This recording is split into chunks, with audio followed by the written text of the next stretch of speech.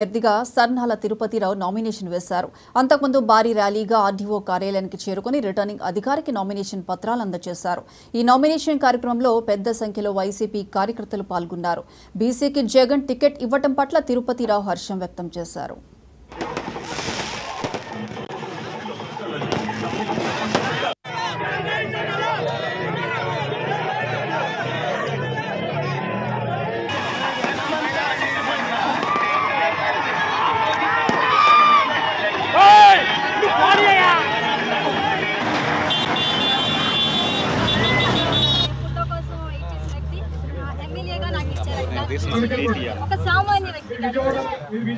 చాలా అదృష్టవంతుని ఆనందపడుతున్నా. ఒక పేదవాడు అనేవాడు ఎవరైనా సరే ముందుకు వెళ్ళాలంటే అది జగన్ అన్న సాధ్యం పంపించడానికి. వైఎస్ఆర్ కాంగ్రెస్ పార్టీలో పేదవాడు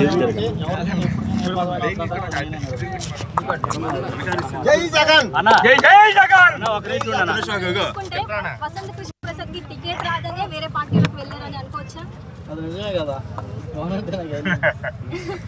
ఓసీ అని ఆయన నాకు టికెట్ రాదు, మీకే వస్తుంది, ఇలా సర్నాల తిరుపతిరావు గారికే వస్తుంది, నాకు రాదు అనేసి చేంజ్ అయ్యారు. లేదంటే అభివృద్ధి పనులు ఏం చేయలేదు నియోజకవర్గంలో, నియోజకవర్గంలో దాని వల్ల కూడా వ్యతిరేకత ఉండేది అనేసి వెళ్ళిపోయారా? అన్ని అబద్ధాలతో వచ్చారు, మళ్ళీ నమ్మలేరు, జనం నమ్మరని. కాదు అటేపుకి వెళ్తే 3 పార్టీలు గెలుస్తాను, ఏదో ఒక పార్టీ సపోర్ట్ వస్తుందని అనుకుంటున్నారు. కానీ ప్రజలు రారు. పార్టీ సపోర్ట్ వచ్చినా కానీ ప్రజలు రారు. ప్రజలందరికీ కూడా అనుకూలంగా ఉన్నారు. ప్రజలందరూ కూడా అనుకూలంగా నడుచుకోవాలి. వారు అలా ఆలోచన ప్రకారంగా అలా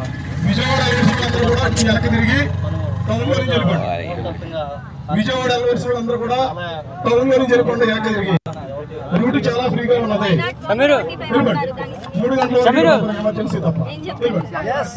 చూడలేదు వాళ్ళు. మీరు కూర్చుంటారా? సంక్షేమ పథకాలు వైసీపీలోకి ఎక్కువ వెళ్ళి దాని వల్ల గెలుస్తారు అని మీరు అనుకుంటున్నారు? అన్నీ కూడా ఉన్నాయి. జగన్ అన్న ఏదన్నా నిర్ణయం తీసుకుంటే కట్టుబడి మాటనే నిలబడతారన్న నమ్మకం జనంలో ఉంది. ఆ నమ్మకం